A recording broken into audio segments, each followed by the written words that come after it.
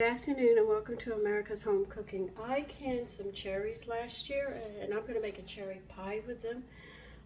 First thing I'm going to do is I cut wax paper out to fit into the bottom of the pie dish. This is going to be a 9-inch, I think, if I remember correctly.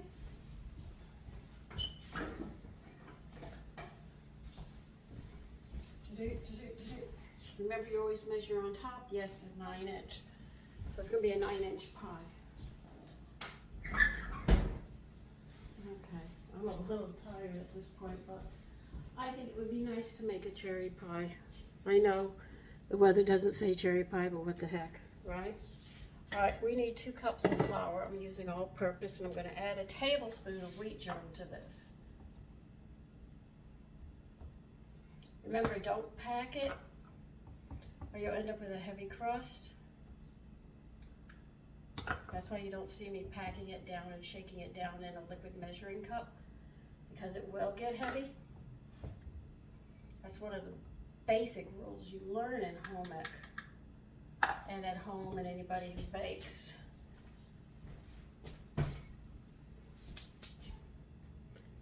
I'm going to need a teaspoon of salt. Don't forget the wheat germ and remind me after this. I won't be adding powdered milk into this. I'm just going to use the wheat germ this time because of the kind of pie it is.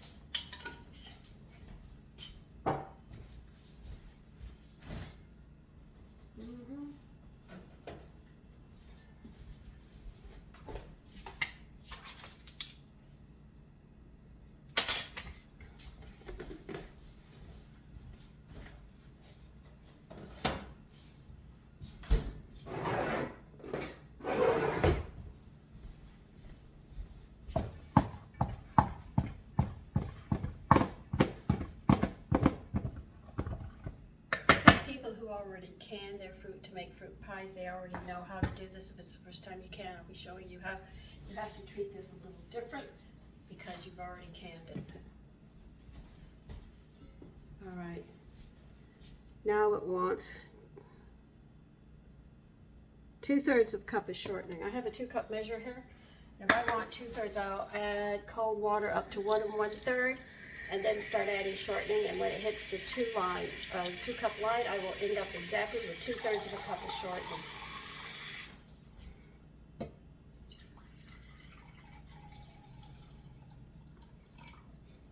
If you try to use a 1-cup measurer, you'll be packing too much in because it needs to float. That's why I'm using a 2-cup measure on this. Now we're just going to start adding shortening. I drop everything.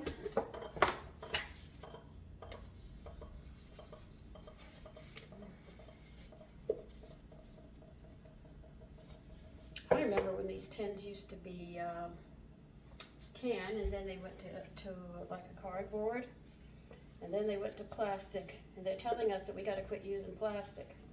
Why aren't the companies listening?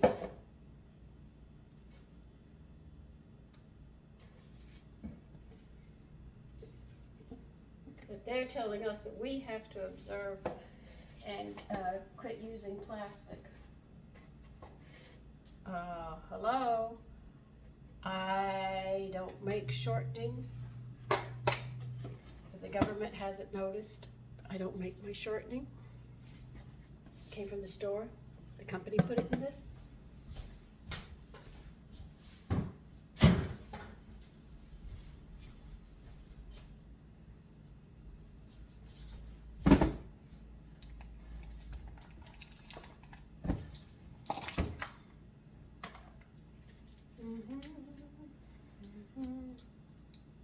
God, what did you do here?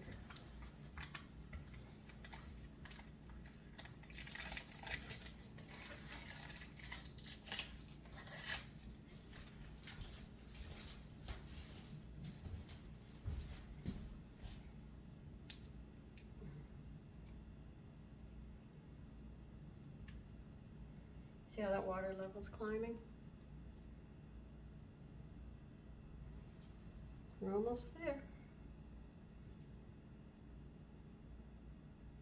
Now, if you want to make a rich crust, you can use butter if you wish. I'm just going this route.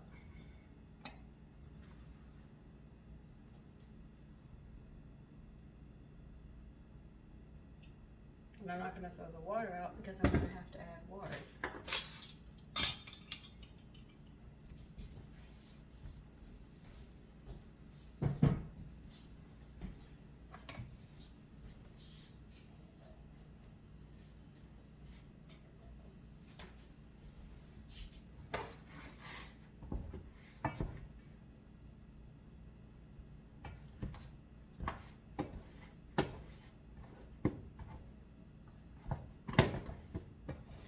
Why I can my own cherry pie filling is because when you buy cherry pie filling or blueberry pie filling in the store, when you open the can, you have more syrup than you do fruit in it.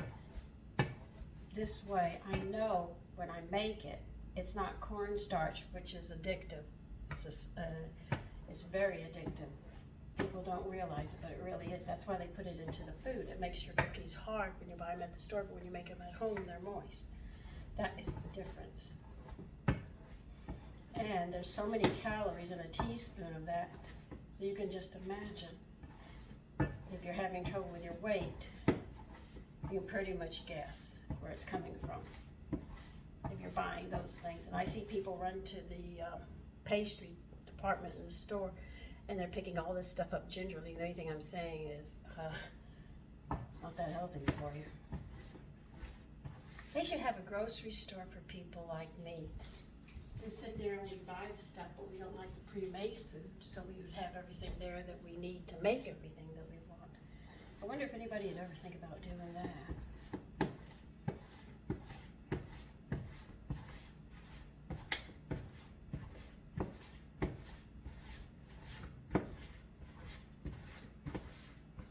See, it's crumbly.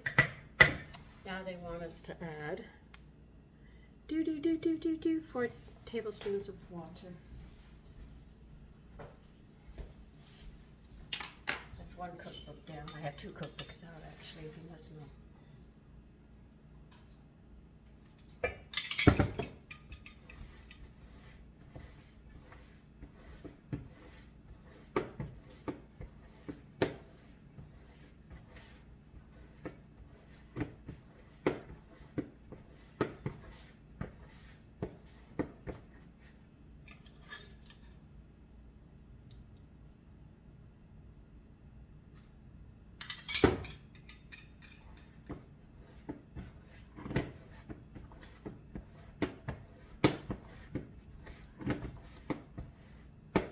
You have to work 1 tablespoon in at a time.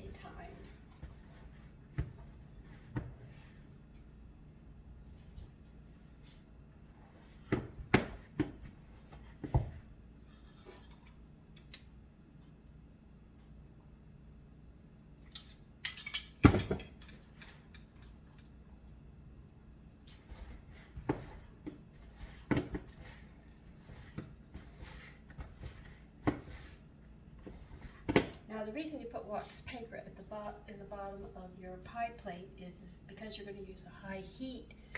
The bottom of the crust can burn. The wax paper takes that heat and actually prevents it from burning on the bottom. A lot of people do it, but they just don't understand why they're doing it. You should learn, at least if you're going to do something, why is it asking you to do something, so you have a better understanding when you do it. Because if you leave that part out, you don't get the flavor that you're looking for, and it doesn't come out the way you want it to. Get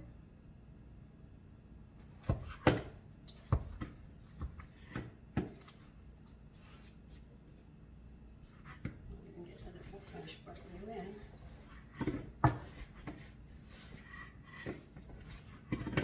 See, with everybody teaching me, they were explaining why I had to do everything. And anytime if I tried it, I said, well, Mommy isn't looking, or somebody's not looking, I take a shortcut. Sure enough, they could taste the flavor. And they said, what did you do?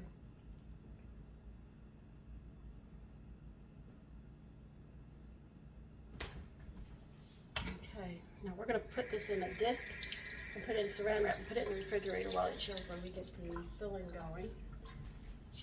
And then when we get that done, we'll bring it back out and get it done.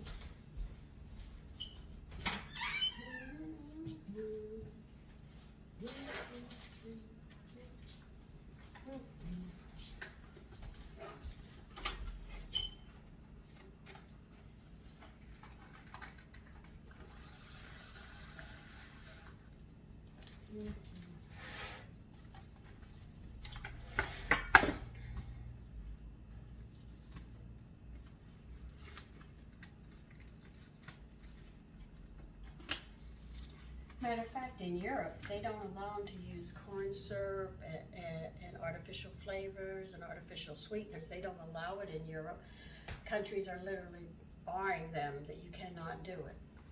So when they get things, it's like us canning here in the United States. They're not allowed to use any of those chemicals like that. They've already found out it hurts people and everything else. So because of that, they've written into laws, each country's doing it, that no, you cannot. So if you go and buy ketchup here, and then go to Europe and buy ketchup and read the ingredients, you'll see the difference. And that's just one thing. I'm just going to mention one. I'm not going to go through the whole thing. So you can imagine. So Europe is concerned about their citizens enough that they're not going to allow companies to use artificial stuff in and preservatives and stuff. They're going to sit there and say no. They're seeing too many medical problems. And when you have an unhealthy country, that country is vulnerable. And these countries know it.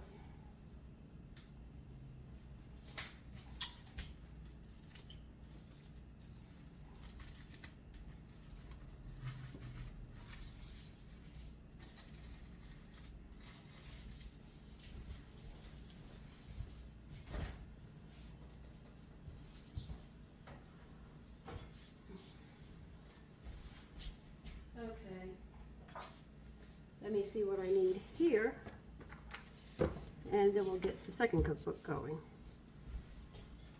I know I'm knocking you around a bit while I'm doing this.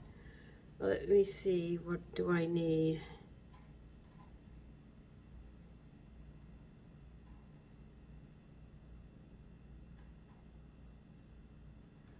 Okay, I have to get a few things, just wait, please. Okay, we're going to need a saucepan, and I've got my quart here.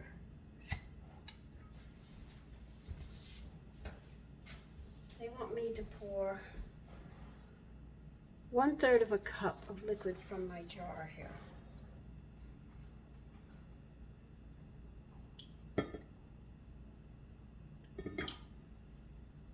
Like I said, this thing is loaded with cherries. Okay. Liquid, all right, I did 1/3 cup from my jar of homemade pie filling, yes. Now it wants me to whisk in 3 tablespoons of cornstarch until smooth in a saucepan.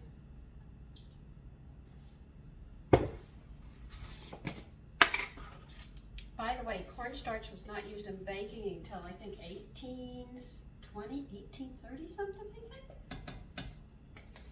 Up to that point it was used for other things.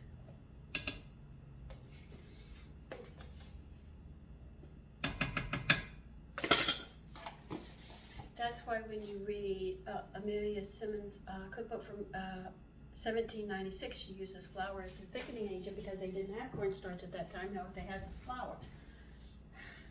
Okay. They say we have to whisk this together until it's thoroughly smooth, all right? Since it's cherries, I know it can become a mess. But you don't want any lumps in this, so do whisk it. And then get around the edges, because that's where you'll get your lumps if you're going to get them.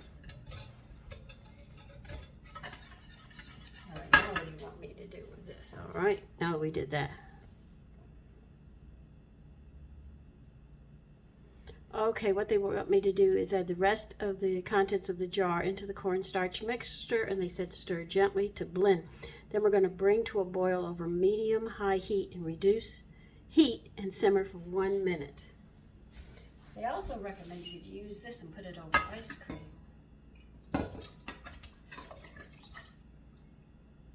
I told you I love fruit. I had a spoon here. Let's see if I can get the shortening off of it without making a mess.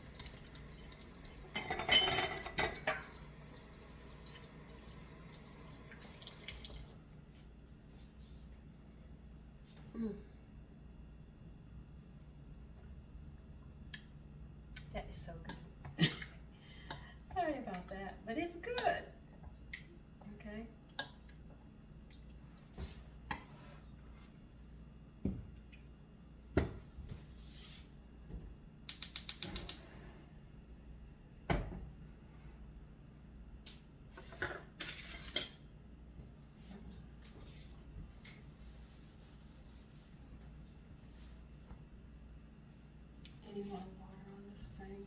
No, that's it.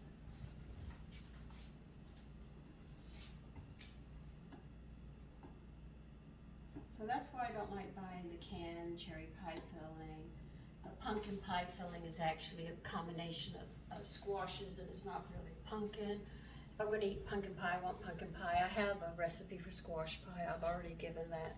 So if I want squash pie, I'll make it, but I'm not going to buy under a false name.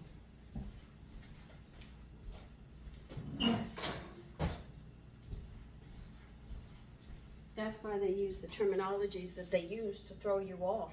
So you don't know what they're really doing with your food. But if they actually did it properly, they would say, you've got cornstarch in here, you've got lemon juice and stuff, but they'll go into another name to throw you off so they can get those preservatives in there. Like some people do Botox. Do you know where you use Botox? And you put it in your skin, under your skin to make yourself look young? They use Botox on dead bodies so they're presented to keep them from decaying as much. Yeah, I learned about that and I said, oh God, and I know people who've done Botox and it's like, oh my God, what a nightmare. Because they don't know what they're doing to their skin, and this is underneath the skin and in the skin and all, they're putting that Botox.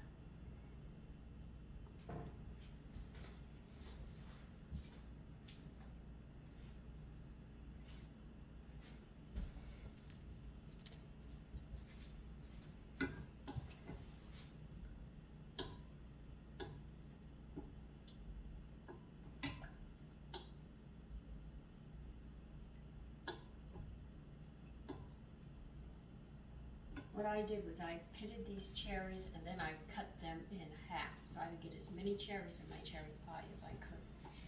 And then I put everything together to can them, and that was it. Spent a whole afternoon doing that.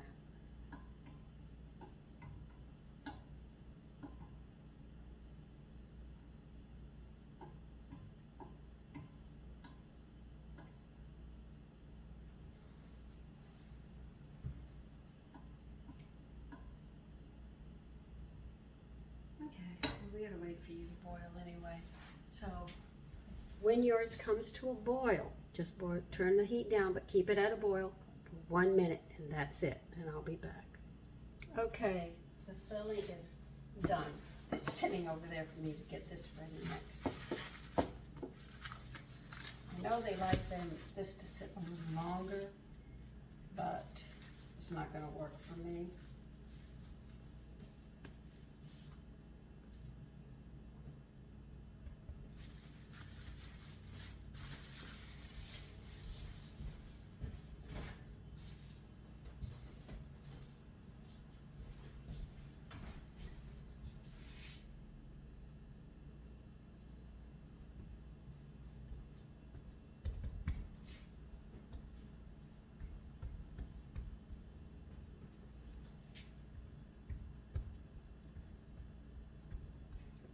Now, because we're using a 9-inch pie plate, you're gonna have to bring it up an inch on each side, so we need an 11-inch circle, a little more so we can do the edging.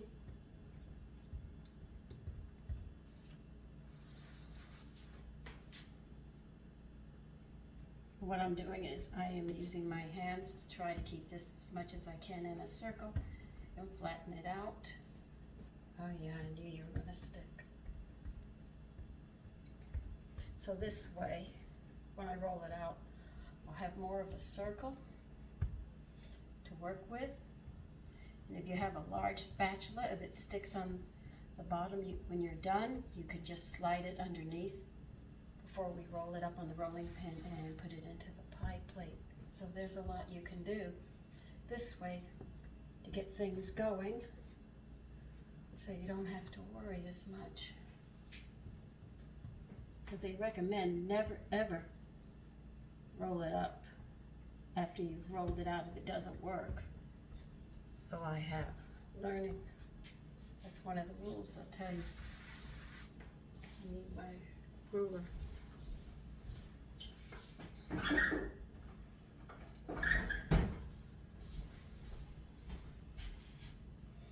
I'm already at 8.5.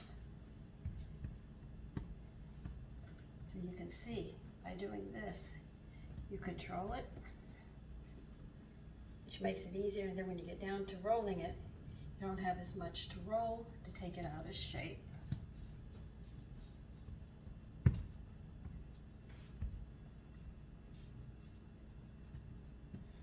That's what everybody does the best they can. Some people like to put it in the pan and press it out into the pan. I haven't done that yet, but I'm sure they tell me it works quite well.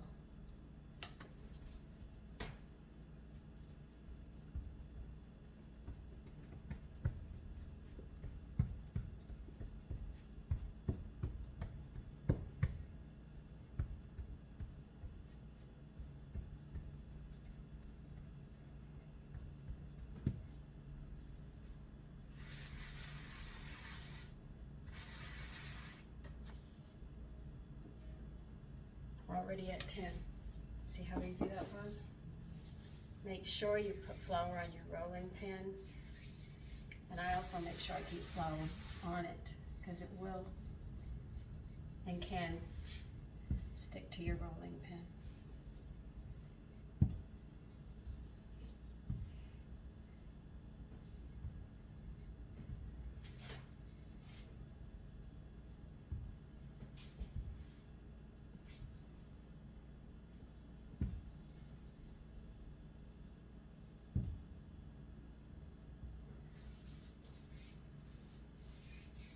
Watch it when you get close to the edge, because that's when they're going to tear. If they're going to tear, they're going to tear right on the edge and start splitting.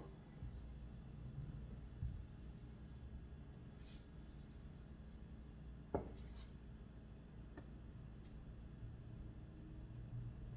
is 11, but I'm still going to have to go further.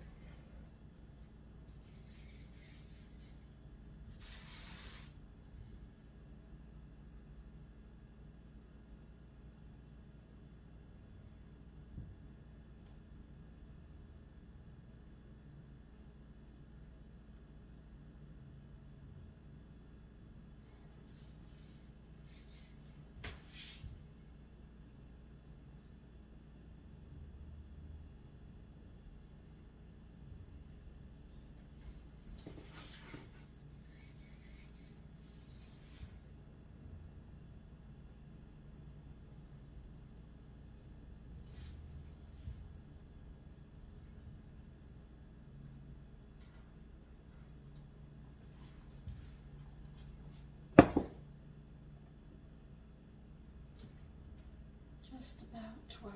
Okay.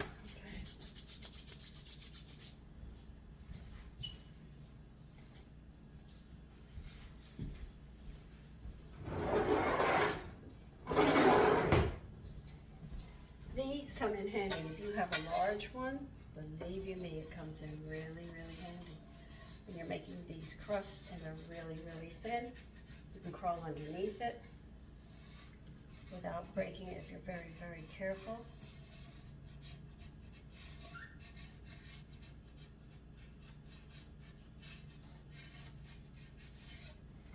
No.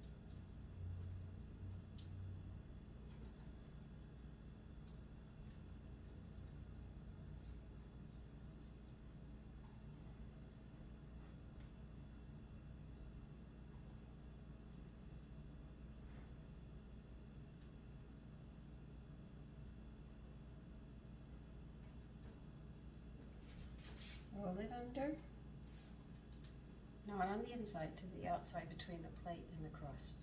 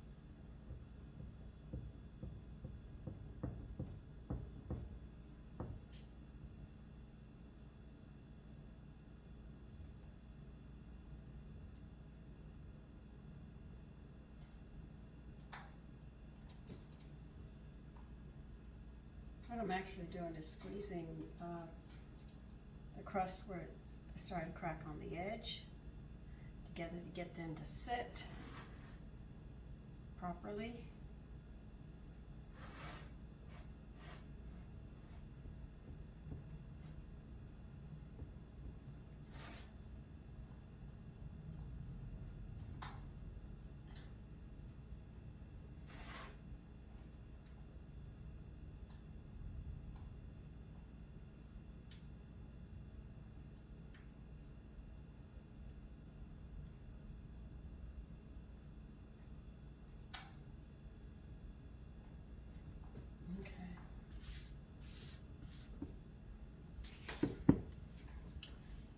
That's hot. Let me put this back here while we get the strips for the top done.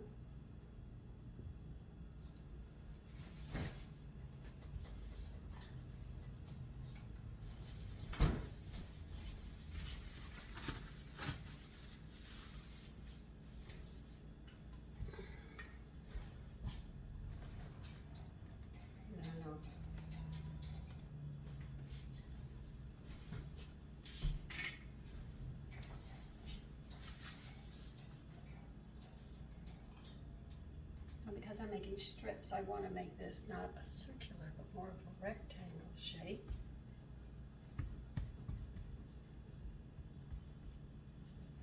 I think it'd be easier.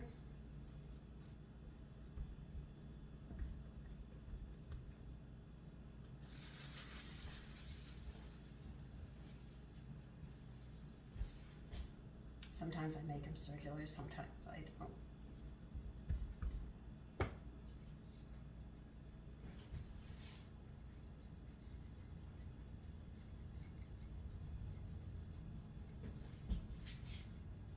Some people like to make thick strips. Some people like to cover the whole top, but you have to make slits.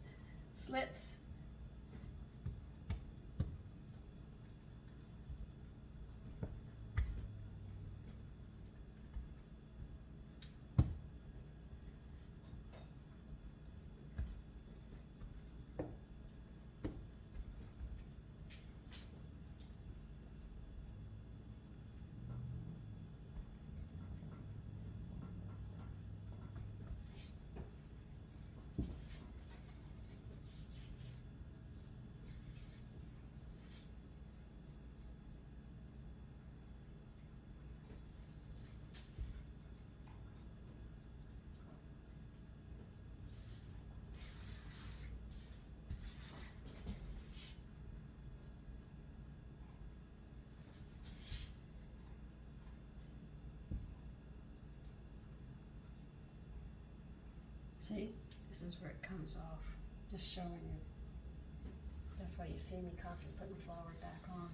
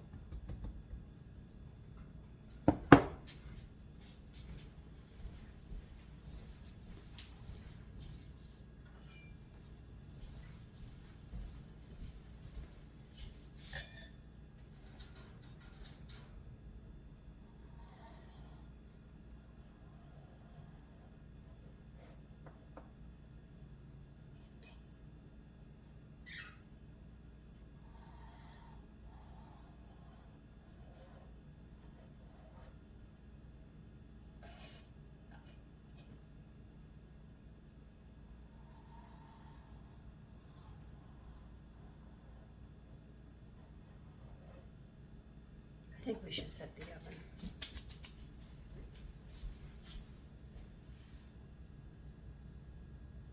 Set the oven to 450.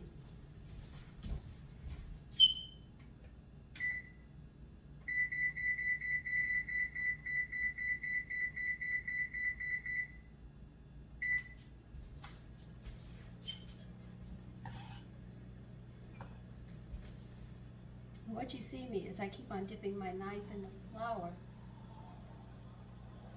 so the dough doesn't stick too much on it.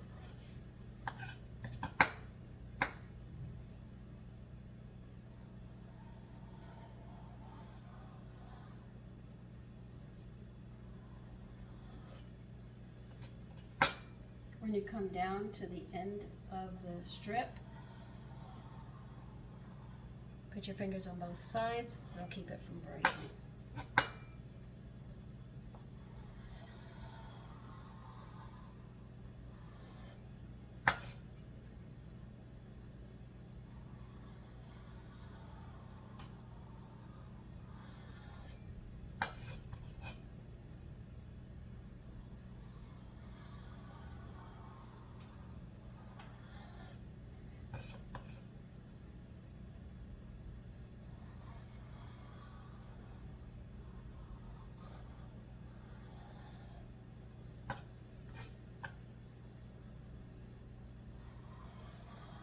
If your strips aren't straight, the same distance or the same width as the others, don't get upset about it.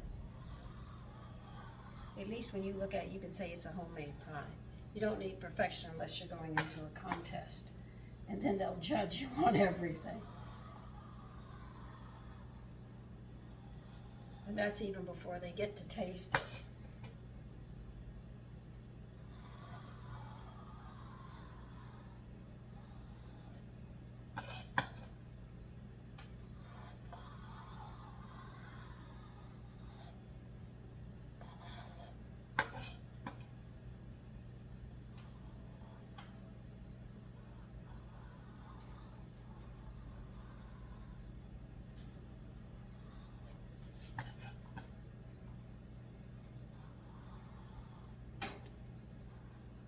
Now I'm not pressing hard on the counter because my knife is sharp enough. It doesn't take much to get it going.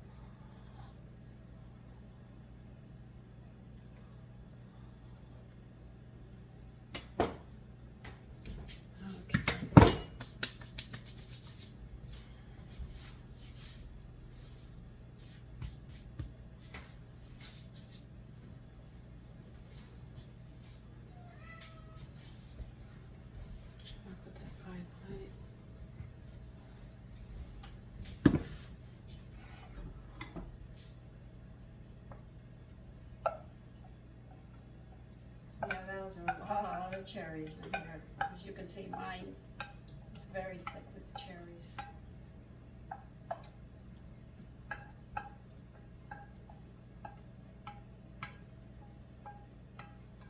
Now we're going to make a lattice topping, but we're not going to do it the way you're shown on television. Because the way they show you on television and other stations, they'll tell you to lap it over, then fold opposite and opposite. I'm going to show you how to make one. It's real easy and you don't have to do that.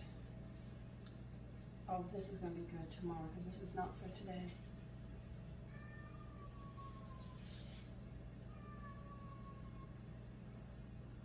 I've always loved cooking, but the one thing I hated is when I didn't have the money to buy what I wanted so I could make what I wanted. That was the most annoying thing. It's good. Just letting you know.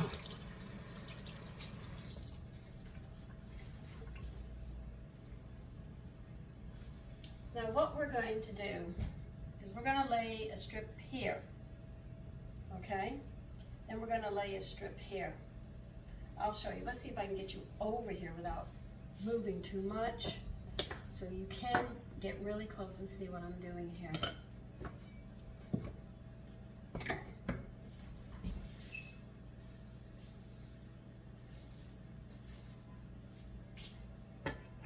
I know like making the design of lattice is a bit difficult for people.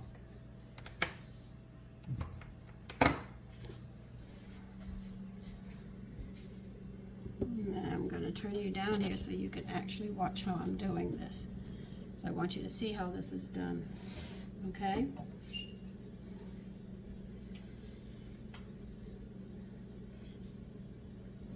Put that to the side. What you're going to do is lay a piece like this. Watch the second piece come into play.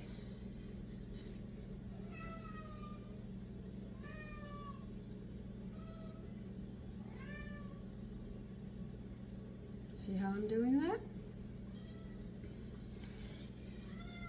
No taffy.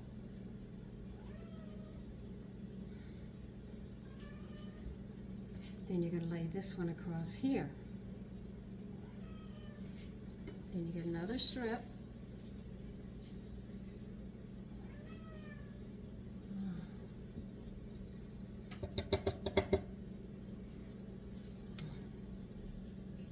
And you're going to lay it, if I can get it off, hold on a minute, you're going to lay it across here, like this.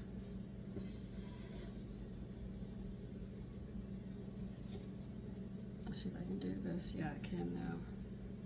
You lay here.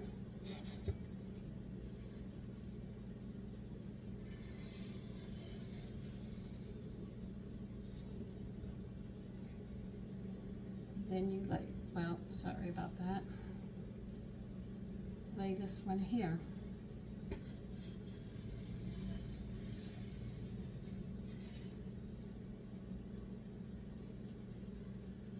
And you lay this one here.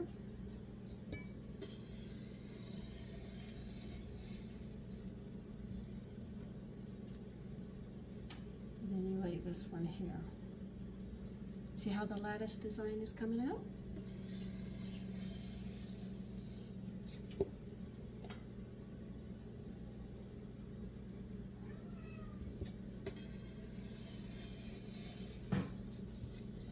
Down, down. You lay it here. See how it's coming across nice? And this way you can control the distance from them.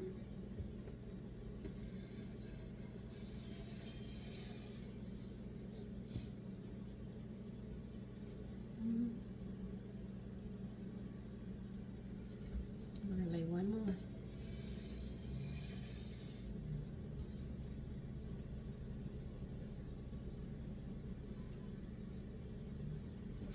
Isn't that nice? That's how you make a lattice. Let me move you over so I can maneuver a little better. Because I have you down here, I'm being a little more careful. We have to build the crust up, so what I'm going to do is sit there and you can pinch these off.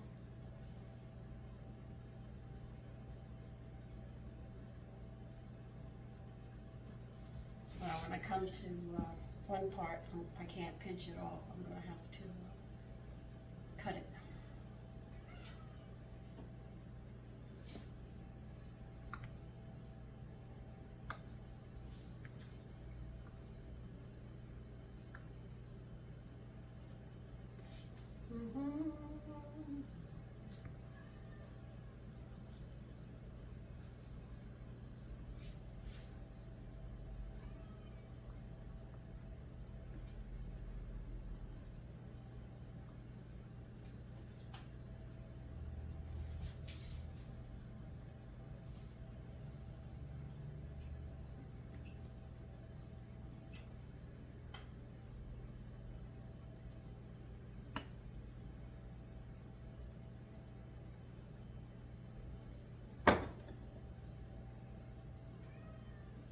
All right, now you're concerned about pinching these. You're going to have to, but we're going to do something a little different. Just want to bring them in some before I do what I'm going to do next.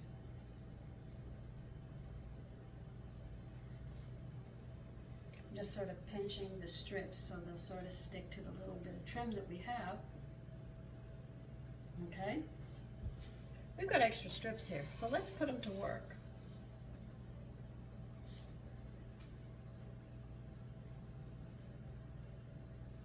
And lay them over this. Just being creative, doing what we always do in baking. And then we can make a really tall lattice and not worry about it overflowing. Pinch it all together.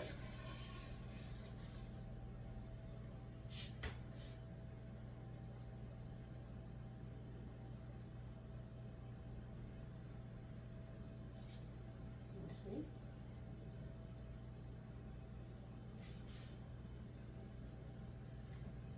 That way we're going to work it a little more. I'm just getting it set.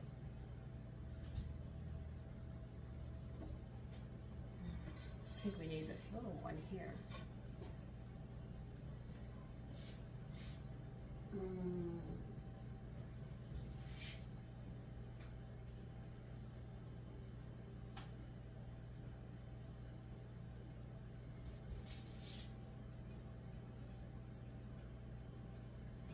Now you go around and you pinch this. Make sure that they're sealed.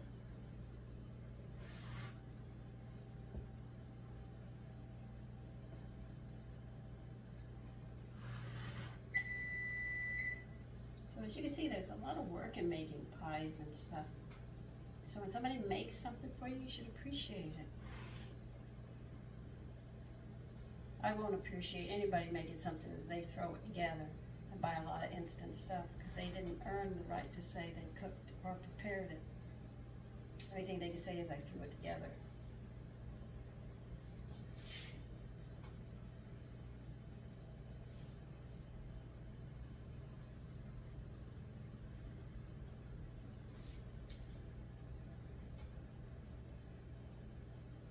You see, we just made a different design. We're sealing it up.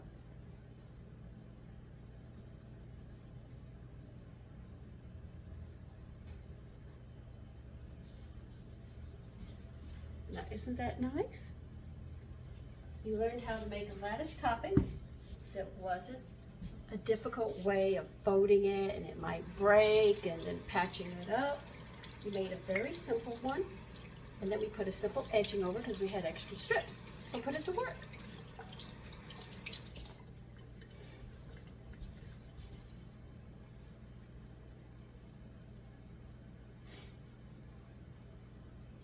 All right, now, let me get this in the oven. Did it buzz already while I was doing it? I don't remember.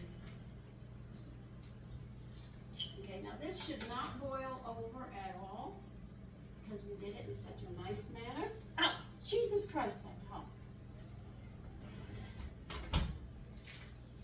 Okay, let's see how long I'm going to cook this. I tell you, if I'm not cutting my fingers, I'm burning my fingers, clipping nails and everything else, okay? Okay. They said to bake at 450 degrees for 15 minutes. All right. Let's see. 35, 45, 50. All right, we'll cook that. And then they say reduce the heat to 350 and bake 30 minutes more. So I'll see you when we're done with that. So remember, you're going to cook it at 450 for 15 minutes. Then you turn it down to 350 and bake it for 30 minutes. And I'll be back and we'll see how this thing comes out. A side note, remember when I made those seasoned chicken pieces? Well, the back end stuff that I cooked the breast off, I boiled down. I really did. Here is the gristle. And what I did was, then I let it cool overnight. And then I peeled, except for the skin, I peeled off all the gristle and all the chicken that was left on it instead of throwing it out. And this is what I've got left. And I've got the gristle came right off as well. So that is what you need, that gristle. A lot of people leave it behind, but that's what your bone joints need to keep arthritis away. That is loaded with minerals and stuff. Now the stock, the water that was boiled, I just stuck it in the refrigerator. I'm thinking about maybe I could make a soup with this, or I could make sandwiches with this, or whatever I want. But anyway, I've got extra food and extra meat just by taking that little bit of time and peeling off the meat. But do take the gristle. It gets very tender, and if you fry chicken, if you eat those ends, you'll get that gristle, and it's exactly what those joints need if you don't like arthritis. And I don't think anybody likes arthritis, though they get along. We don't get along with arthritis. Okay, let's wait for the pie. Okay, the pie should be done now. Oh, it's so nice.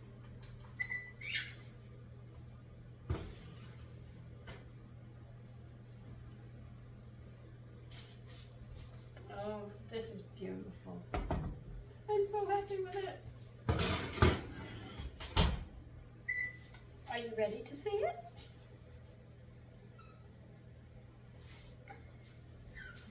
Here it is, a simple blueberry cherry pie.